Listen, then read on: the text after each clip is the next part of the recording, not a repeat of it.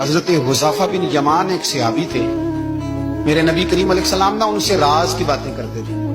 ہر بندے کا ہاضمہ ٹھیک نہیں ہوتا، سب سے راز کی بات نہیں کرنی چاہیے۔ حضرت حذیفہ بن یمان کہتے ہیں حضور راز کی باتیں بتاتے۔ مدینہ منورہ میں جو منافقین تھے ان کی لسٹ بھی نبی پاک نے حضرت حذیفہ بن یمان کو دی تھی۔ جب کوئی مشکوک آدمی مر جاتا نا تو صحابہ کہتے ہیں ہم دیکھتے اگر حضرت حذیفہ نے جنازہ پڑھا ہے تو ہم بھی جنازہ پڑھ لیتے۔ نبی پاک نے بھی کچھ جنازے نہیں پڑھے، ترمذی میں ہے، فرمایا عثمان سے جو بغض رکھے اس کا جنازہ نہیں پڑھیں گے۔ حضرت حذیفہ بن یمان اگر جنازہ پڑھتے تو لوگ پڑھتے، وہ نہ پڑھتے تو لوگ جنازہ نہ پڑھتے۔ حضرت حذیفہ بن یمان کہتے ہیں جناب عمر فاروق کی خلافت کے آخری ایام تھے، کچھ دنوں کے بعد وہ شہید ہو گئے۔ فرماتے آدھی رات کا وقت تھا، میں گھر میں سویا تھا بڑا بے فکر، اچانک میرے دروازے پہ دستک ہوئی، میں گھبرا کے اٹھا، اتنی رات کو کون آیا؟ کہتے قربان جاؤں، دروازے پہ گیا تو امیر المومنین فاروق اعظم دروازے پہ۔ میں نے کہا عمر کوئی حکم تھا تو مجھے بلا لیتے۔ کہنے لگے میں نا امیر بن کے نہیں آیا، تیرا ویر بن کے آیا ہوں۔ امیر المومنین کی حیثیت سے سرکاری کام سے بلاتا تو وہاں بلاتا، مجھے ایک ذاتی کام پڑ گیا۔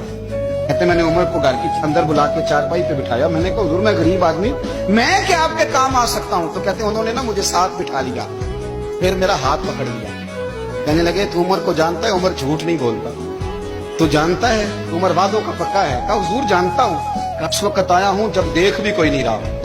حضرت حذیفہ بن یمان کہتا ہوں پریشان ہو گیا، حضور پہلیاں نہ بجھوائے، مہربانی کر بتائیں کدھر آئے ہیں؟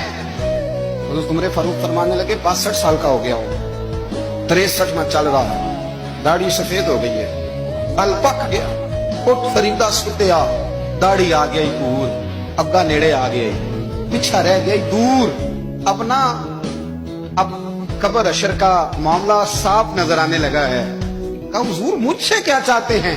حضرت عمر رو پڑے، کہنے لگے آج میں عشاء کے بعد نکلا ہوں تو نبی پاک کے صحابہ مجھے نیک کہہ رہے تھے، پھر میں نے بچوں کی ماں سے اور بچوں سے بھی پوچھا ہے، وہ بھی مجھ سے راضی ہیں۔ اور حذیفہ تیرے ساتھ نبی پاک راز کی باتیں کرتے تھے، سچ بتا کہیں عمر کا نام منافقوں میں شامل تو نہیں؟ سچ بتا ان منافقین میں تو شامل نہیں، کہیں اوپر سے تو نہیں سارا کچھ؟ حضرت حذیفہ بن یمان کہتے ہیں میں باپ کے مرنے پہ اتنا نہیں رویا جتنا عمر کے سوال پہ رویا۔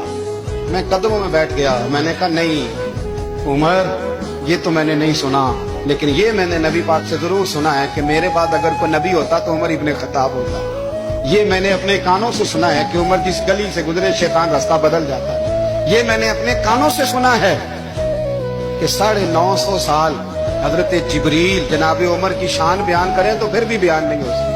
یہ میں نے ضرور سنا۔ دوستو ساری زندگی حضرت عمر نے اگر دوسروں کا محاسبہ کیا تو اپنا اور اپنے بچوں کا بھی کڑا خیال رکھا۔